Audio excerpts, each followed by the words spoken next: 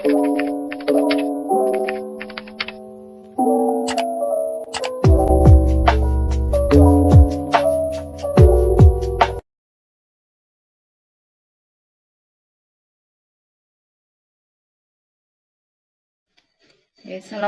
warahmatullahi wabarakatuh. Waalaikumsalam warahmatullahi wabarakatuh. Selamat siang, selamat sejahtera. Kepada yang terhormat Ketua KKG Gugus 56, yang kami hormati anggota KKG kelas tinggi Gugus 56 Kecamatan Dagangan. Puji syukur kehadirat Allah Subhanahu wa Ta'ala atas limpahan rahmat dan karunia-Nya, kita dapat berkumpul secara daring dalam acara pengimbasan penerapan budaya positif di lingkungan sekolah CGP Angkatan 9 atas nama Ibu Siska Chandra Dewi SPD. Shalawat serta salam marilah kita panjatkan kepada Nabi Muhammad SAW. Semoga syafaatnya senantiasa kita dapatkan di yaumul qiyamah nanti. Amin.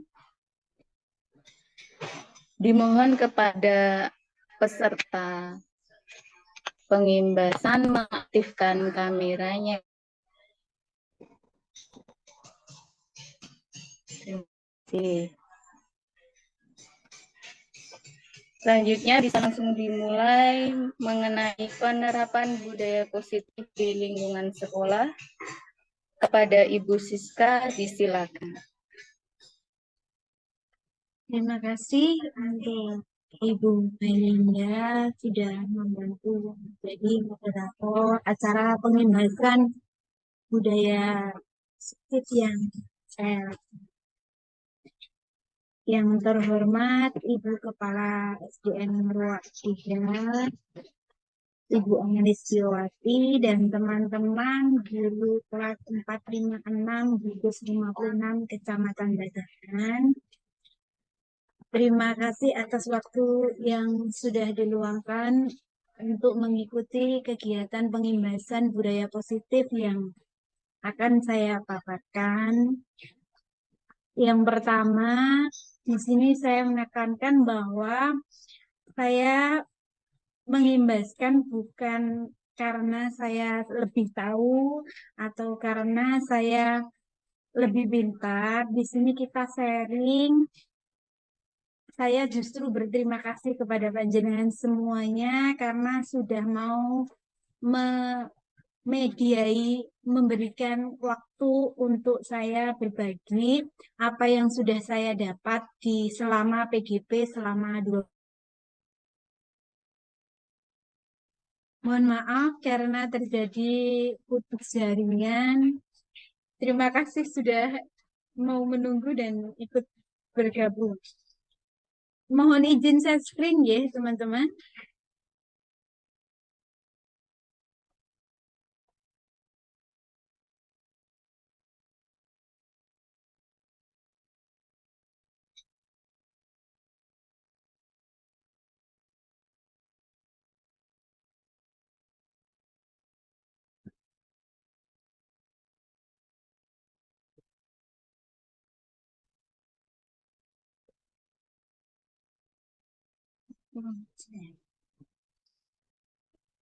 Bentar.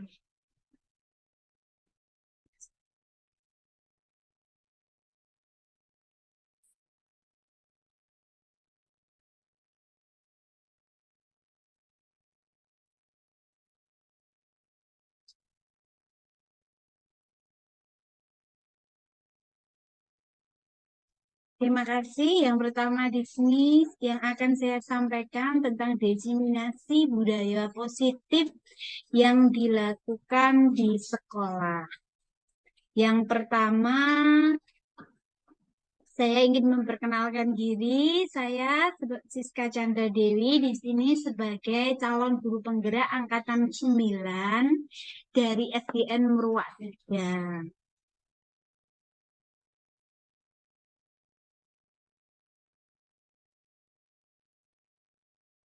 disiplin positif. Yang pertama adalah disiplin positif itu adalah perilaku yang meyakini nilai-nilai kebajikan yang diterapkan dalam kehidupan sehari-hari. Pada konteks yang kita bicarakan hari ini adalah kehidupan sehari-hari di sekolah, kita sebagai guru, sebagai seorang pengajar. Sebelumnya, saya ingin memberikan sebuah contoh penerapan budaya positif yang sudah saya lakukan di sekolah saya semenjak saya mengikuti program pendidikan guru penggerak. Yang pertama itu saya sudah membuat keyakinan kelas bersama murid-murid saya. Saya sudah menyelesaikan masalah murid saya dengan segitiga restitusi yang nanti akan kita bahas apa sih segitiga restitusi itu. Kemudian yang ketiga, saya itu sudah menghentikan pemberian hukuman kepada murid, baik hukuman secara verbal maupun secara fisik. Yang ketiga, saya sudah meminimalisir pemberian penghargaan yang berlebihan serta saya senantiasa berusaha bertindak sebagai manajer dalam kelas saat menghadapi masalah-masalah yang ada di kelas. Sebelumnya, yang ingin saya bagikan kepada teman-teman itu adalah 5 kebutuhan dasar. 5 kebutuhan dasar manusia. Di sini adalah 5 kebutuhan dasar peserta didik. Yang pertama adalah bertahan hidup, yang kedua adalah kasih sayang, yang ketiga adalah kebebasan, yang keempat adalah kekuasaan, dan yang kelima adalah kesenangan.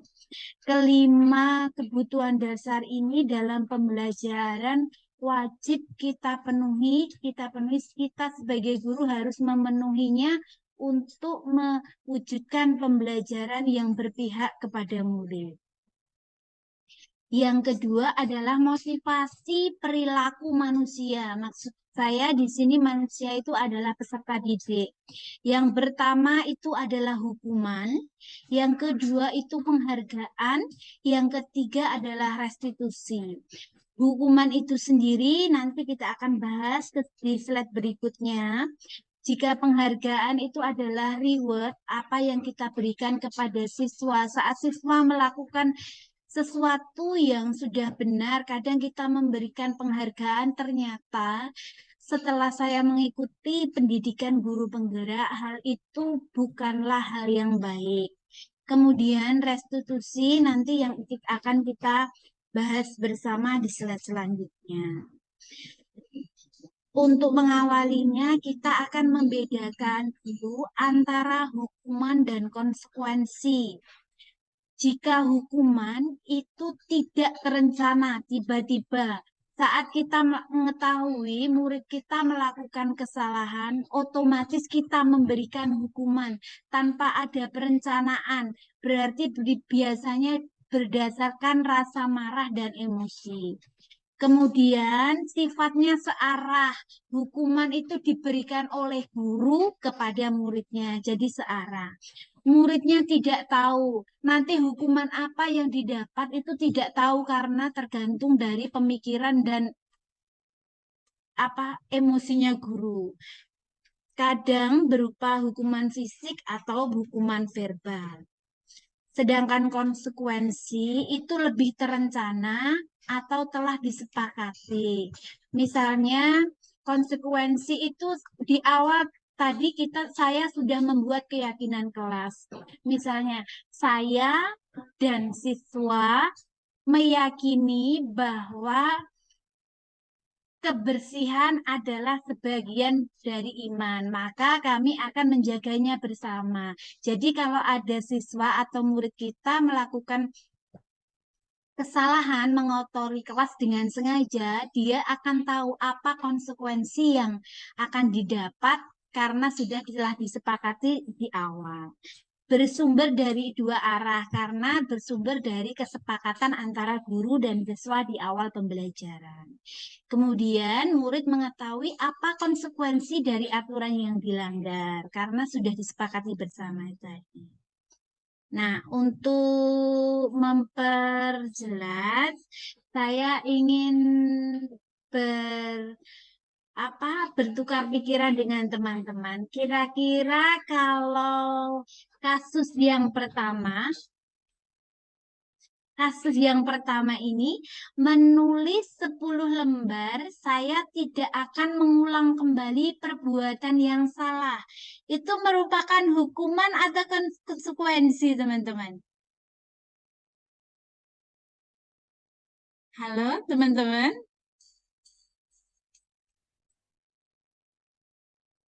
Halo, teman-teman. Hukuman. Hukuman, J. Ayo, kalau berlari mengelilingi lapangan karena terlambat pada saat jam olahraga. Hukuman atau konsekuensi, teman-teman?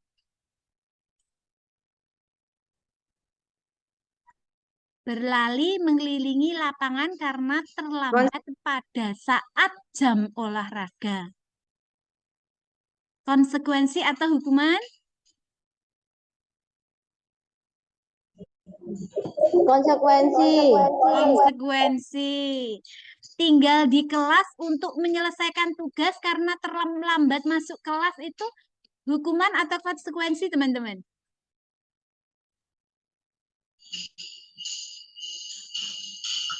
Tinggal di kelas untuk menyelesaikan tugas karena terlambat masuk kelas. Konsekuensi. Iya, konsekuensi. Konsekuensi. Kemudian kalau membersihkan WC karena lupa tidak membawa topi saat upacara, hukuman atau konsekuensi?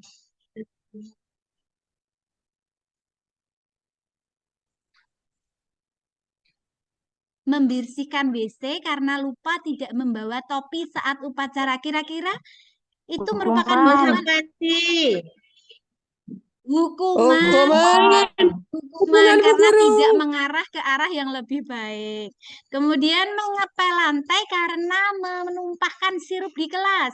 Itu hukuman atau konsekuensi? Konsekuensi. Konsekuensi. Hukuman. Konsekuensi. Konsekuensi.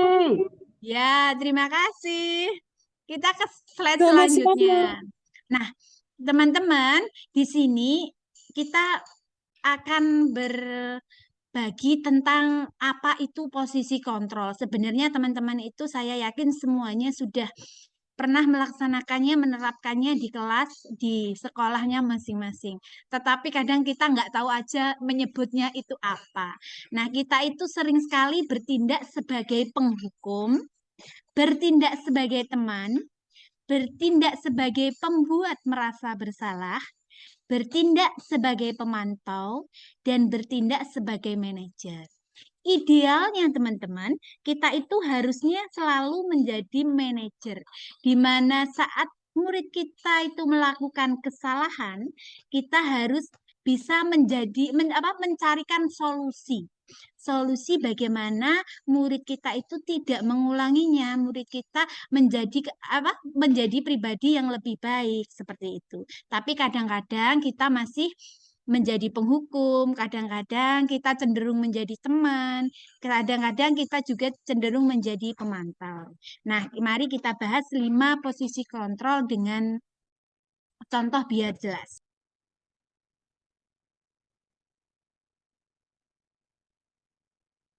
Selanjutnya adalah segitiga restitusi. Dalam menyelesaikan permasalahan peserta didik, guru mengambil posisi sebagai manajer akan menggunakan penyelesaian masalah menggunakan segitiga restitusi. Dengan metode penyelesaian masalah dengan dialog untuk mendorong peserta didik menemukan solusi terhadap masalahnya sendiri. Agar lebih mudah memahaminya, saya sudah menyiapkan 5 posisi kontrol, contoh video 5 posisi kontrol penyelesaian masalah. Yang terakhir nanti adalah posisi ideal yang harus kita terapkan di sekolah kita masing-masing. Mari kita lihat video yang sudah saya siapkan.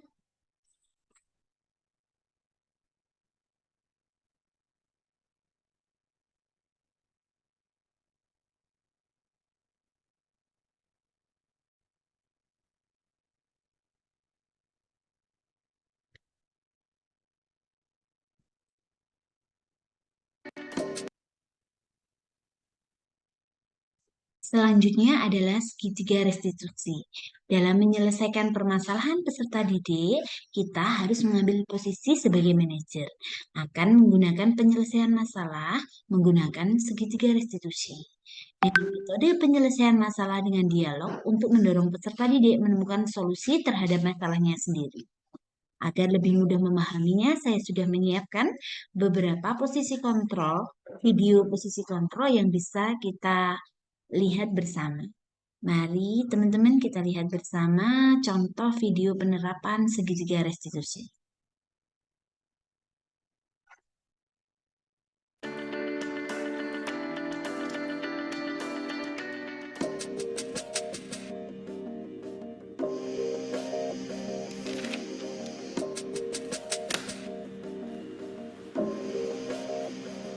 Naren! Sini kamu! Selamat pagi, Bu. Selalu terlambat. Kamu deh, pasti terlambat. Maaf, Bu. Saya... Apa? Apa coba? Alasan kamu apa lagi? eh, Kapan sih kamu tidak terlambat? Malas sekali ya kamu jadi anak. saya... Dasar pemalas. Gak kapok-kapok sih kamu. Sudah berapa kali terlambat? Sana, kamu keliling lapangan basket 2 kali. Kenapa saya harus keliling lapangan basket, Bu? Kenapa? Kamu mau lawan ibu? Berani-beraninya jawab. Sudah terlambat, masih berani jawab pula. Sekarang, keliling lapangan basket 5 kali sekalian. Biar kapok. Cepat. Pergi sana ke lapangan basket. Posisi penghukum, guru memposisikan diri sebagai penghukum. Guru memberikan hukuman terhadap apa kesalahan yang dilakukan siswa. Hukuman tersebut bisa dengan hukuman fisik maupun dengan hukuman verbal. Kemudian untuk posisi kontrol kedua, mari kita lihat bersama. Posisi teman.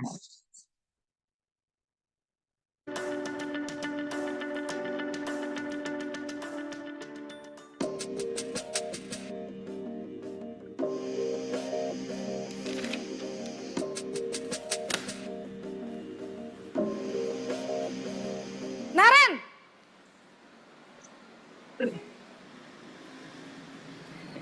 Selamat pagi, Bu. Wah, sudah jam berapa ini, Nak? Terlambat lagi ya, sayang. Iya, Bu. Habis ibu saya lupa bangunkan saya, Bu. Kamu malah menyalahkan ibu kamu. Kamu bukannya anak yang larinya paling kenceng. Kok terlambat sih? Iya, Bu. Saya memang terlambat bangun tadi. Jadi, biarpun saya lari kencang, tetap gak kekejar, Bu. Ya sudah sana, nanti lain kali larinya lebih kenceng lagi ya. Biar gak terlambat lagi. Bikin seneng ibu, demi ibu. Bisa kan? Bisa lah, Bu. Ya sudah sana masuk kelas. Ibu beresin urusan absen kamu. Kamu ini ada-ada saja. Posisi sebagai teman, guru memposisikan diri sebagai teman. Hal tersebut membuat anak merasa disayangi, tetapi juga berdampak buruk karena anak berubah karena dorongan eksternal. Kemudian selanjutnya adalah posisi pembuat merasa bersalah.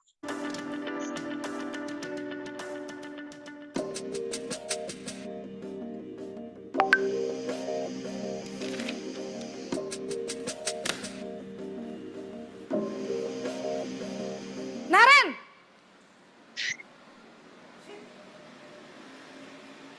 Selamat pagi, Bu. Naren. Kamu kenapa terlambat lagi, Nak? Ya Tuhan, Naren. Kamu senang ya bikin ibu susah ya? Kalau kamu terlambat lagi, nanti ibu yang ditegur bapak kepala sekolah, Nak. Disangka ibu tidak bisa membina kamu. Duh, gimana ini? Maaf, Bu. Duh, Gusti Naren. Kamu suka ya kalau ibu ditegur bapak kepala sekolah? Terus, sekarang ibu harus tulis apa ini di buku absen? Ini kamu sudah sering terlambat loh. Ibu harus apa coba? Maaf, Bu. Maaf sekali. Ya sudah, lain kali jangan bikin ibu susah lagi ya nak ya. Posisi pembuat merasa bersalah, guru memberikan kata-kata yang membuat anak itu merasa bersalah. Hal ini juga tidak bagus, teman-teman, karena anak-anak menjadi kurang percaya diri. Bisa saja anak menarik diri dari lingkungan karena merasa paling buruk. Posisi selanjutnya adalah posisi pemantau.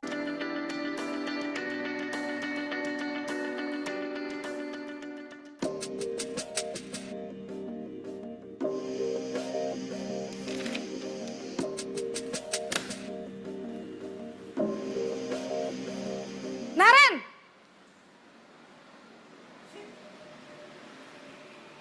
Selamat pagi, Bu. Naren, apa peraturan sekolah kita tentang jam berapa kita harus masuk sekolah, nak? Kita harus di sekolah jam 7, Bu. Iya, betul. Sekarang sudah jam 7.20. Naren sudah tahu konsekuensinya jika terlambat hadir. Paham, Bu. Saya harus tinggal kelas pas jam istirahat selama 20 menit. Iya, benar. Konsekuensinya demikian. Jadi nanti jam 9.30 pas istirahat, kamu harus tinggal di kelas, kerjakan tugas tambahan untuk ketertinggalan kamu, ya? Baik, Bu.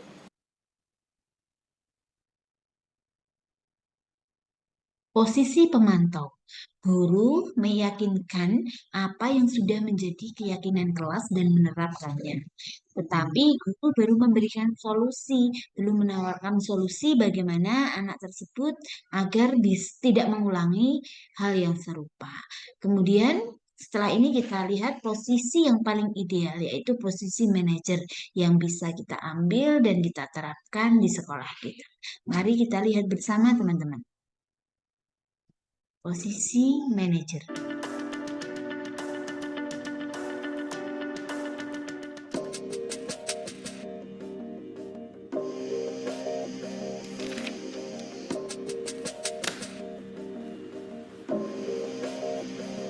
Naren!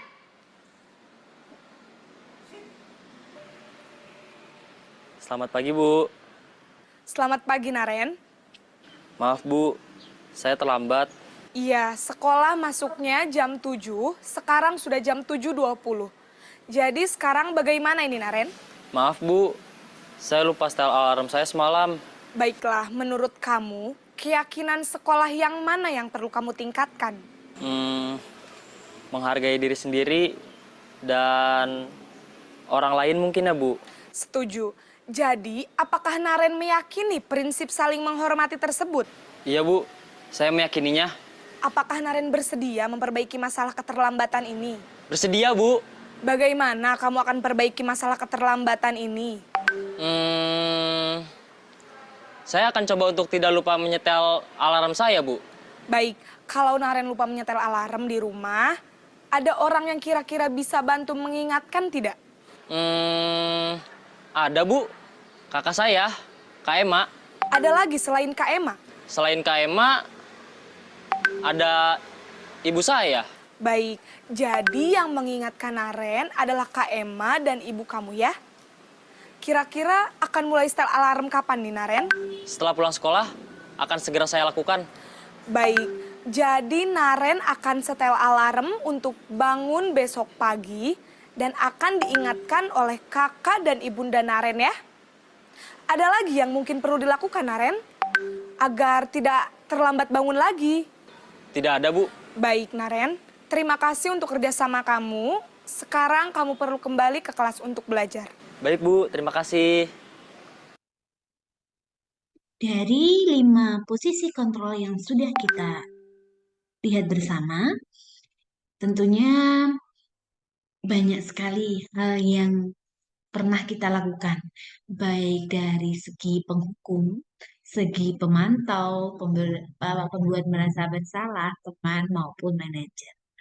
Nah, teman-teman, dari hal yang sudah kita lihat bersama tadi, tentu saja kita bisa menarik kesimpulan atau kita bisa merefleksi diri.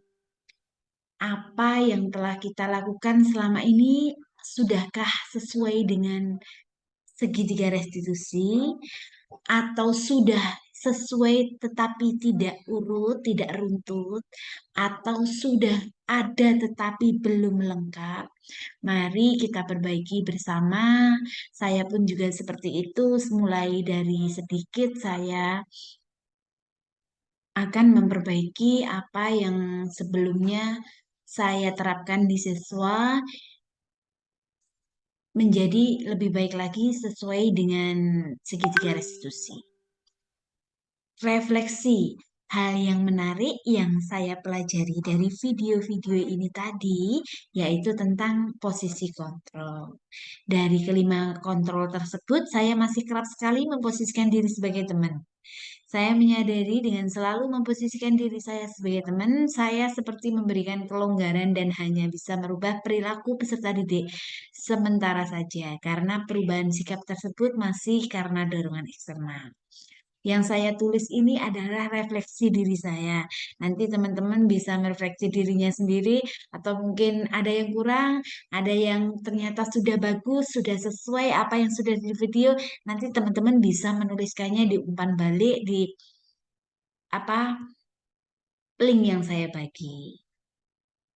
Kemudian perubahan yang terjadi pada diri saya setelah menonton video ini, saya menyadari saya harus segera berefleksi terhadap posisi kontrol yang selama ini saya terapkan. Karena hal tersebut menghadirkan ketidakmandirian peserta didik, mulai dari sekarang saya akan berusaha memposisikan diri sebagai manajer agar dapat mendorong siswa menemukan masalahnya sendiri. Kemudian pengalaman yang saya alami dalam menerapkan budaya positif di lingkungan kelas saya mengajak peserta didik saya untuk membuat keyakinan kelas dengan memberi kesempatan kepada semua peserta didik untuk menuliskan kemudian menyepakati keyakinan yang akan diterapkan di kelas. Selain itu, saya menerapkan 3 langkah segitiga restitusi dalam menyelesaikan permasalahan di kelas.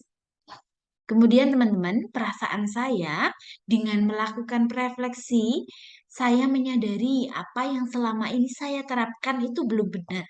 Saya merasa bersyukur dan bersemangat untuk bisa belajar dan memperbaiki pembelajaran yang saya lakukan di kelas. Dalam pembelajaran selanjutnya, saya menerapkan budaya positif yang sesuai dengan profil pelajar Pancasila.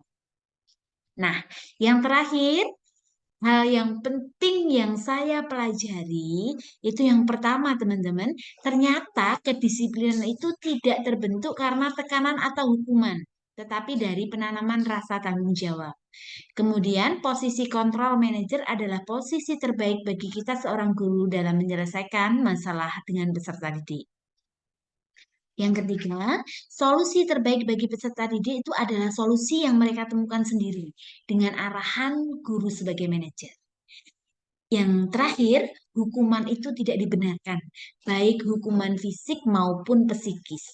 Kita harus lebih menekankan konsekuensi sehingga peserta didik bisa terarahkan ke perkembangan yang lebih baik. Hal penting ini saya rangkum sendiri. Nanti apabila teman-teman ada yang harus ditambahi, silakan bisa ditulis di link umpan balik yang sudah saya bagi. Tidak ada kata terlambat untuk berefleksi dan memperbaiki diri. Matur nuwun. Semangat teman-teman.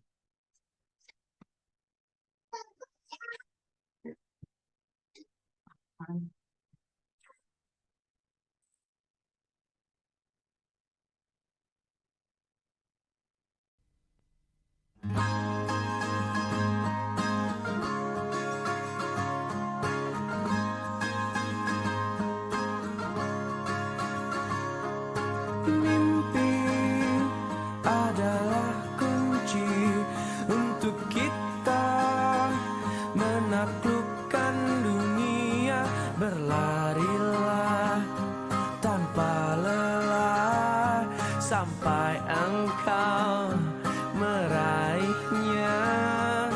Laskar pelangi takkan terikat waktu. tuliskan mimpimu di angkasa, warnai bintang di jiwa.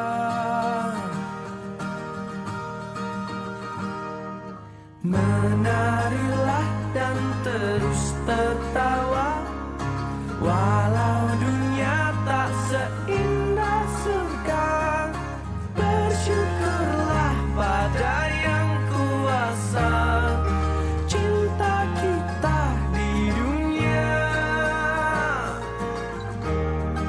selamanya.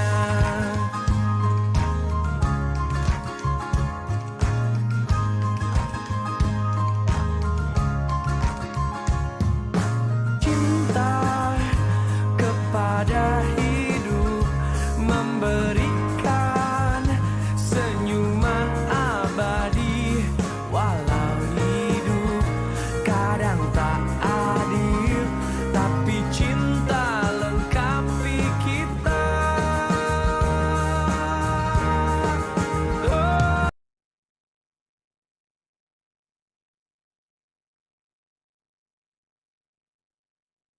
Selanjutnya adalah segitiga restitusi.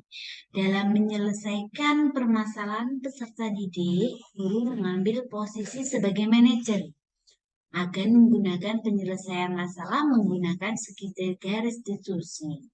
Dengan metode penyelesaian masalah dengan dialog untuk mendorong peserta didik menemukan solusi terhadap masalahnya sendiri.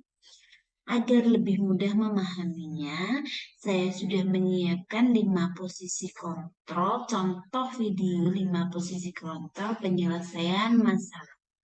Yang terakhir nanti adalah posisi ideal yang harus kita terapkan di sekolah kita masing-masing. Mari kita lihat video yang sudah saya siapkan.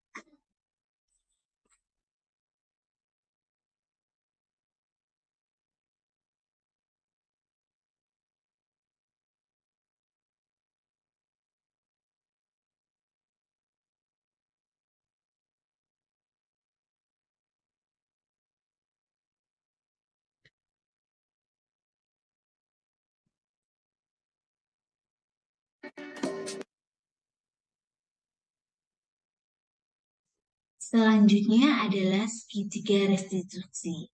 Dalam menyelesaikan permasalahan peserta didik, kita harus mengambil posisi sebagai manajer. Akan menggunakan penyelesaian masalah menggunakan segitiga restitusi. Dengan metode penyelesaian masalah dengan dialog untuk mendorong peserta didik menemukan solusi terhadap masalahnya sendiri. Agar lebih mudah memahaminya, saya sudah menyiapkan beberapa posisi kontrol, video posisi kontrol yang bisa kita lihat bersama. Mari teman-teman kita lihat bersama contoh video penerapan segitiga restitusi.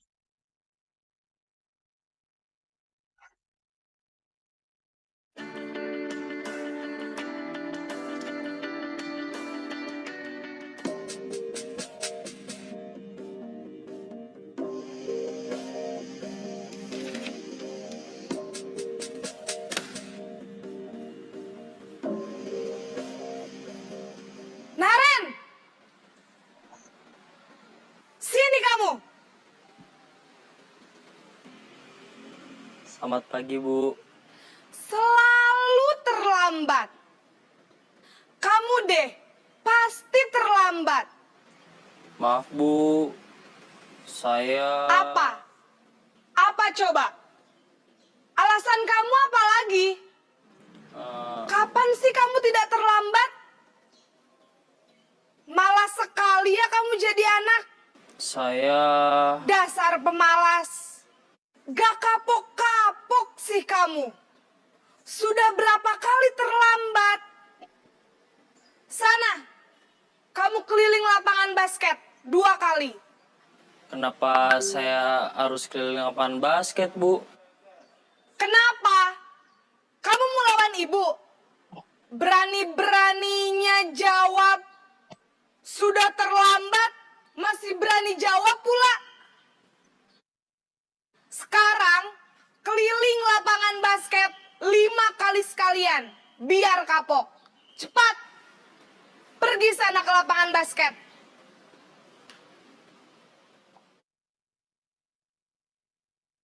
Posisi penghukum, guru memposisikan diri sebagai penghukum. Guru memberikan hukuman terhadap apa kesalahan yang dilakukan siswa. Hukuman tersebut bisa dengan hukuman fisik maupun dengan hukuman verbal. Kemudian untuk posisi kontrol kedua, mari kita lihat bersama. Posisi teman.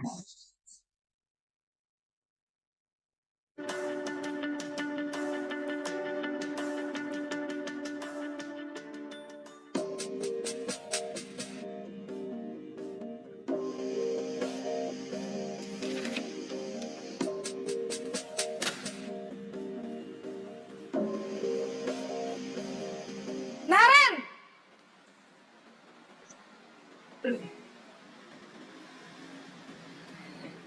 Selamat pagi, Bu. Wah, sudah jam berapa ini, Nak? Terlambat lagi ya, sayang. Iya, Bu. Habis ibu saya lupa membangunkan saya, Bu. Kamu malah menyalahkan ibu kamu. Kamu bukannya anak yang larinya paling kencang. Kok terlambat sih? Iya, Bu. Saya memang terlambat bangun tadi. Jadi, biarpun saya lari kencang, tetap gak kekejar, Bu. Ya sudah sana. Nanti lain kali larinya lebih kencang lagi ya. Biar gak terlambat lagi. Bikin seneng ibu. Demi ibu. Bisa kan? Bisa lah, Bu. Ya sudah sana masuk kelas. Ibu beresin urusan absen kamu.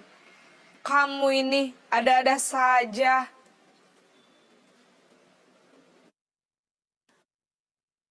Posisi sebagai teman, guru memposisikan diri sebagai teman. Hal tersebut membuat anak merasa disayangi, tetapi juga berdampak buruk karena anak berubah karena dorongan eksternal. Kemudian selanjutnya adalah posisi pembuat merasa bersalah.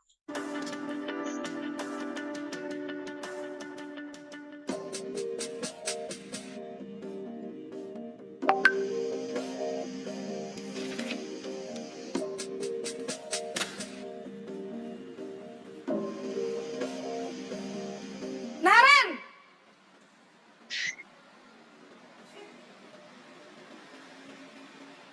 Selamat pagi, Bu. Naren. Kamu kenapa terlambat lagi, Nak? Ya Tuhan, Naren. Kamu senang ya bikin ibu susah ya? Kalau kamu terlambat lagi, nanti ibu yang ditegur bapak kepala sekolah, Nak. Disangka ibu tidak bisa membina kamu. Duh, gimana ini? Maaf, Bu. Duh, Gusti Naren. Kamu suka ya kalau ibu ditegur bapak kepala sekolah? Terus, sekarang ibu harus tulis apa ini di buku absen? Ini kamu sudah sering terlambat loh. Ibu harus apa coba? Maaf, Bu. Maaf sekali. Ya sudah, lain kali jangan bikin ibu susah lagi ya, Nak ya. Posisi pembuat merasa bersalah, guru memberikan kata-kata yang membuat anak itu merasa bersalah. Hal ini juga tidak bagus, teman-teman, karena anak-anak menjadi kurang percaya diri. Bisa saja anak menarik diri dari lingkungan karena merasa paling buruk. Posisi selanjutnya adalah posisi pemantau.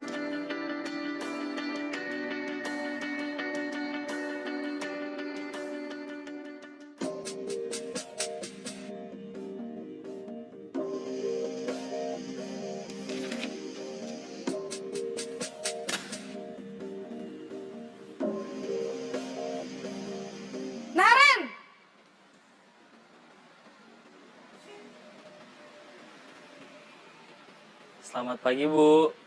Naren, apa peraturan sekolah kita tentang jam berapa kita harus masuk sekolah, nak? Kita harus di sekolah jam 7, Bu. Iya, betul. Sekarang sudah jam 7.20. Naren sudah tahu konsekuensinya jika terlambat hadir. Paham, Bu.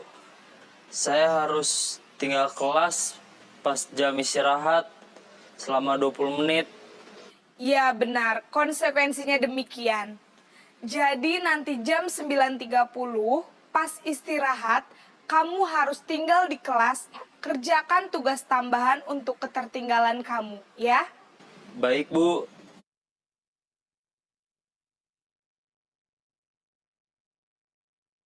Posisi pemantau. Guru meyakinkan apa yang sudah menjadi keyakinan kelas dan menerapkannya. Tetapi guru baru memberikan solusi, belum menawarkan solusi bagaimana anak tersebut agar tidak mengulangi hal yang serupa. Kemudian setelah ini kita lihat posisi yang paling ideal, yaitu posisi manajer yang bisa kita ambil dan kita terapkan di sekolah kita. Mari kita lihat bersama teman-teman. Posisi manajer.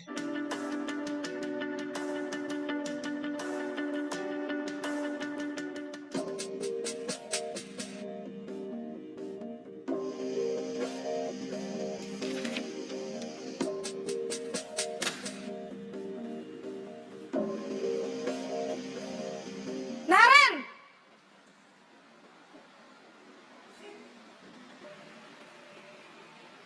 Selamat pagi, Bu. Selamat pagi, Naren. Maaf, Bu. Saya terlambat. Iya, sekolah masuknya jam 7, sekarang sudah jam 7.20. Jadi sekarang bagaimana ini, Naren? Maaf, Bu. Saya lupa setel alarm saya semalam. Baiklah, menurut kamu, keyakinan sekolah yang mana yang perlu kamu tingkatkan? Menghargai diri sendiri dan orang lain mungkin ya, Bu. Setuju. Jadi, apakah Naren meyakini prinsip saling menghormati tersebut? Iya, Bu. Saya meyakininya. Apakah Naren bersedia memperbaiki masalah keterlambatan ini? Bersedia, Bu. Bagaimana kamu akan perbaiki masalah keterlambatan ini? Saya akan coba untuk tidak lupa menyetel alarm saya, Bu. Baik, kalau Naren lupa menyetel alarm di rumah, ada orang yang kira-kira bisa bantu mengingatkan tidak? Ada, Bu. Kakak saya, Kak Ema. Ada lagi selain Kak Ema? Selain Kak Ema, ada ibu saya. Baik, jadi yang mengingatkan Naren adalah Kak Ema dan ibu kamu ya? Kira-kira akan mulai setel alarm kapan nih, Naren? Setelah pulang sekolah, akan segera saya lakukan. Baik, jadi Naren akan setel alarm untuk bangun besok pagi dan akan diingatkan oleh kakak dan ibunda Naren ya. Ada lagi yang mungkin perlu dilakukan, Naren? Agar tidak terlambat bangun lagi. Tidak ada, Bu. Baik, Naren. Terima kasih untuk kerjasama kamu.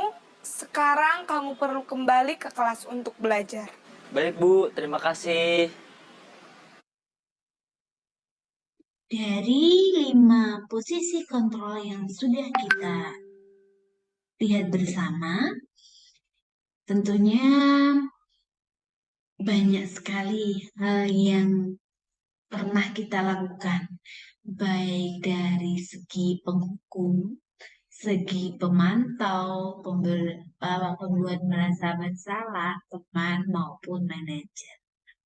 Nah, teman-teman, dari hal yang sudah kita lihat bersama tadi, tentu saja kita bisa menarik kesimpulan atau kita bisa merefleksi diri.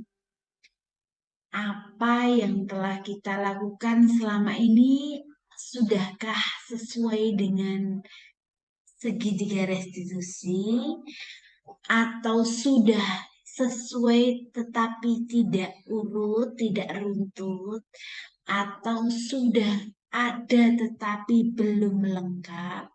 Mari kita perbaiki bersama. Saya pun juga seperti itu, mulai dari sedikit saya akan memperbaiki apa yang sebelumnya saya terapkan di siswa menjadi lebih baik lagi sesuai dengan segitiga restitusi. Refleksi hal yang menarik yang saya pelajari dari video-video ini tadi yaitu tentang posisi kontrol. Dari kelima kontrol tersebut, saya masih kerap sekali memposisikan diri sebagai teman. Saya menyadari dengan selalu memposisikan diri saya sebagai teman, saya seperti memberikan kelonggaran dan hanya bisa merubah perilaku peserta didik sementara saja, karena perubahan sikap tersebut masih karena dorongan eksternal. Yang saya tulis ini adalah refleksi diri saya. Nanti teman-teman bisa merefleksi dirinya sendiri atau mungkin ada yang kurang, ada yang ternyata sudah bagus, sudah sesuai apa yang sudah di video. Nanti teman-teman bisa menuliskannya di umpan balik di link yang saya bagi. Kemudian perubahan yang terjadi pada diri saya setelah menonton video ini, saya menyadari saya harus segera berefleksi terhadap posisi kontrol yang selama ini saya terapkan. Karena hal tersebut menghadirkan ketidakmandirian peserta didik. Mulai dari sekarang, saya akan berusaha memposisikan diri sebagai manajer agar dapat mendorong siswa menemukan masalahnya sendiri. Kemudian pengalaman yang saya alami dalam menerapkan budaya positif di lingkungan kelas saya mengajak peserta didik saya untuk membuat keyakinan kelas dengan memberi kesempatan kepada semua peserta didik untuk menuliskan kemudian menyepakati keyakinan yang akan diterapkan di kelas. Selain itu, saya menerapkan 3 langkah segitiga restitusi dalam menyelesaikan permasalahan di kelas. Kemudian teman-teman, perasaan saya dengan melakukan refleksi, saya menyadari apa yang selama ini saya terapkan itu belum benar. Saya merasa bersyukur dan bersemangat untuk bisa belajar dan memperbaiki pembelajaran yang saya lakukan di kelas. Dalam pembelajaran selanjutnya, saya menerapkan budaya positif yang sesuai dengan profil belajar Pancasila. Nah, yang terakhir, hal yang penting yang saya pelajari itu yang pertama teman-teman, ternyata kedisiplinan itu tidak terbentuk karena tekanan atau hukuman, tetapi dari penanaman rasa tanggung jawab. Kemudian posisi kontrol manajer adalah posisi terbaik bagi kita seorang guru dalam menyelesaikan masalah dengan peserta didik. Yang ketiga, solusi terbaik bagi peserta didik itu adalah solusi yang mereka temukan sendiri dengan arahan guru sebagai manajer. Yang terakhir, hukuman itu tidak dibenarkan, baik hukuman fisik maupun psikis. Kita harus lebih menekankan konsekuensi sehingga peserta didik bisa terarahkan ke perkembangan yang lebih baik. Hal penting ini saya rangkum sendiri. Nanti apabila teman-teman ada yang harus ditambahi, silakan bisa ditulis di link umpan balik yang sudah saya bagi. Tidak ada kata terlambat untuk berefleksi dan memperbaiki diri. Matur nuwun. Semangat teman-teman.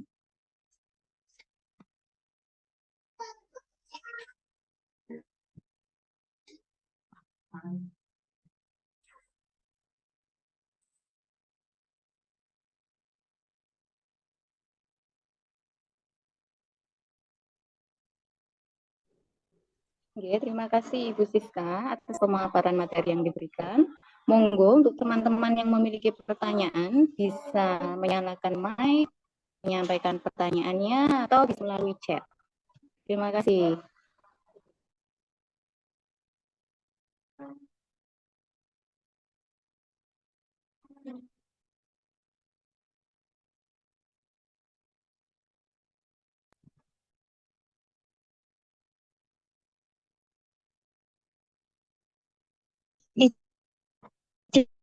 Izin tanya Mbak Siska. Injih, Bu Melinda. Monggo Mbak Dian, sampaikan pertanyaannya. Eh, Tadi kan udah dijelaskan, ingin menanyakan apa sebenarnya manfaat dari pelaksanaan segitiga tersebut, kemudian dampak nyata pada penerapan segitiga itu di sekolah itu bagaimana? Dek. Mungkin Dek ulang lagi. Baik. Jadi Bu Siska, ada pertanyaan dari Ibu Dian mengenai sebenarnya apa manfaat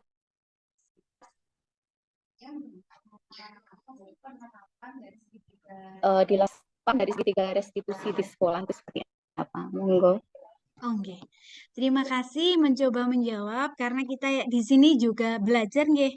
Kemudian kita sharing bersama-sama. Sebelum saya menjelaskan manfaat dari penerapan segitiga restitusi, saya akan menjelaskan dulu dampak nyatanya. Nanti setelah tampak dampaknya terlihat manfaatnya.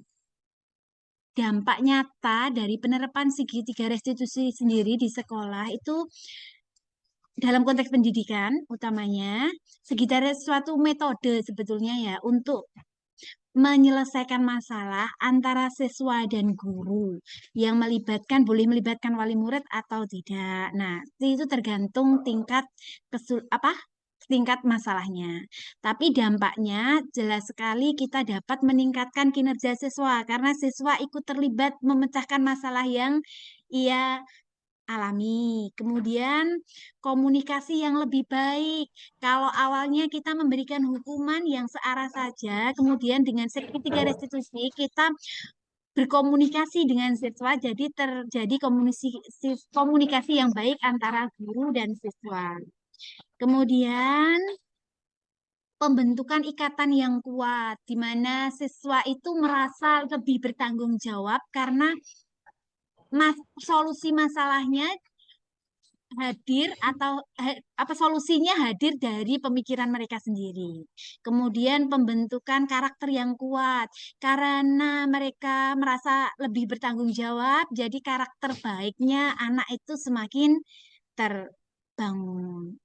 Terus itu siswa merasa dihargai karena tidak hanya dihakimi, tapi anak itu diberi kesempatan untuk menjelaskan kenapa alasan anak tersebut melakukan kesalahan.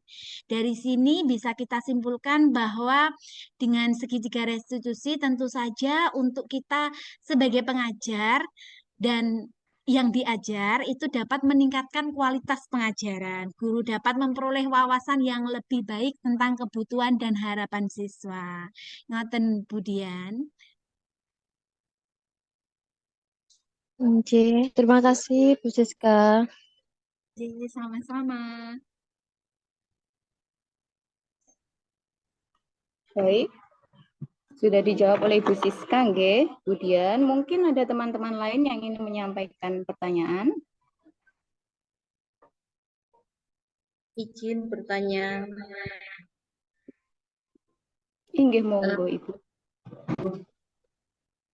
Bu Siska, kita kan sudah belajar tentang segitiga restitusi. Dari sisi segitiga tersebut, apakah benar-benar bisa dimanfaatkan betul-betul sehingga anak itu mempunyai dampak disiplin yang positif? Apakah bisa sampai sejauh itu? Terima kasih. Assalamualaikum.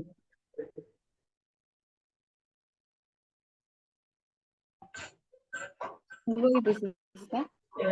Anjeh, mencoba menjawab pertanyaan dari Bu Heming, apakah nanti benar-benar setelah kita terapkan segitiga restitusi itu dapat merubah kebiasaan baik siswa atau bisa menumbuhkan kebiasaan baik siswa secara benar?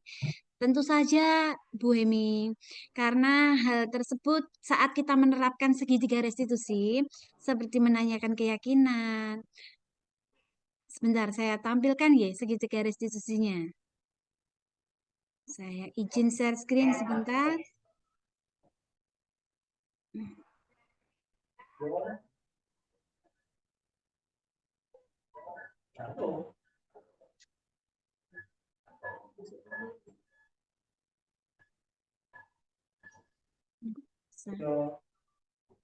Sebentar, biar lebih jelas.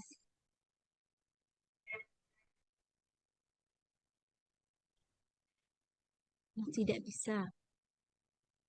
Mohon maaf, tidak bisa di. Nah, gini aja, nggih.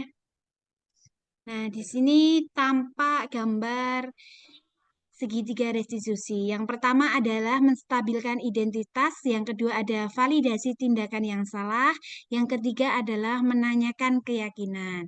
Nah, di sini saat kita menstabilkan identitas, itu murid itu merasa dihargai. Kemudian yang kedua, saat kita memvalidasi tindakan yang salah, kita juga tidak serta-merta langsung memberikan justice kepada kamu salah gitu. Jadi dia diberikan kesempatan untuk memberikan alasan. Kemudian yang ketiga adalah menanyakan keyakinan. Jadi keyakinan mana dan solusi apa yang bisa murid berikan kepada masalahnya. Nah, di situ karena murid di dalam segitiga restitusi itu ikut dilibatkan, tentu saja itu akan memupuk rasa tanggung jawab murid itu sendiri untuk melaksanakan apa yang telah mereka sepakati. Ngoten Bu Emi. Jadi berarti dari segitiga restitusi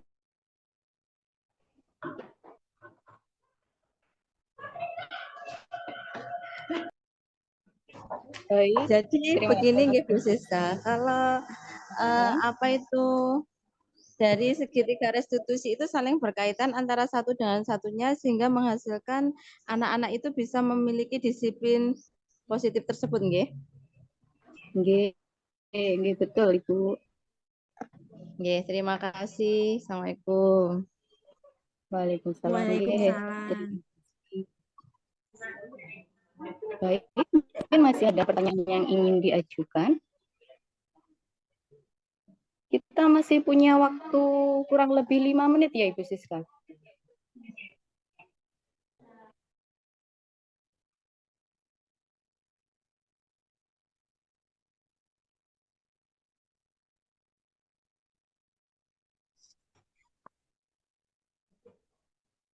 Baik. Sudah tidak ada pertanyaan lagi, teman-teman? Pak. Nggih. Dari pertemuan daring kita hari ini dapat kita simpulkan bahwa kita sudah mengenal apa perbedaan konsekuensi dan hukuman. Kemudian kita mengenal ada yang namanya 5 posisi kontrol, ada penghukum, teman, pembuat merasa bersalah, pemantau, yang terakhir idealnya sebagai manajer. Kemudian kita mengenal apa itu segitiga restitusi, manfaatnya, serta dampak nyata ketika diterapkan di sekolah, dan ternyata benar-benar bisa mengubah karakter siswa menjadi lebih baik. Sekian. Mungkin ada yang ditambahkan Bu Siska? Enggak, sudah cukup Bu Melinda, terima kasih. Oke, terima kasih. Demikian pemaparan yang disampaikan oleh Ibu Siska Chandra Dewi. Terima kasih banyak.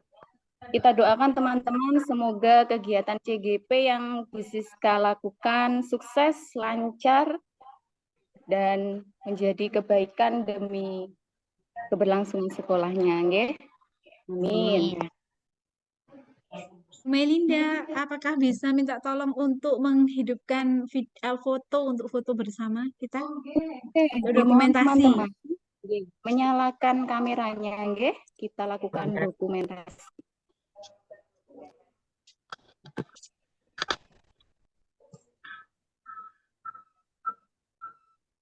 Satu, dua, tiga.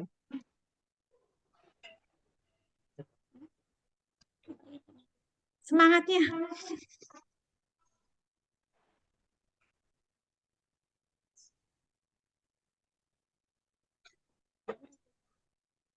Terima kasih banyak teman-teman. Oke, sami-sami Bu Siska.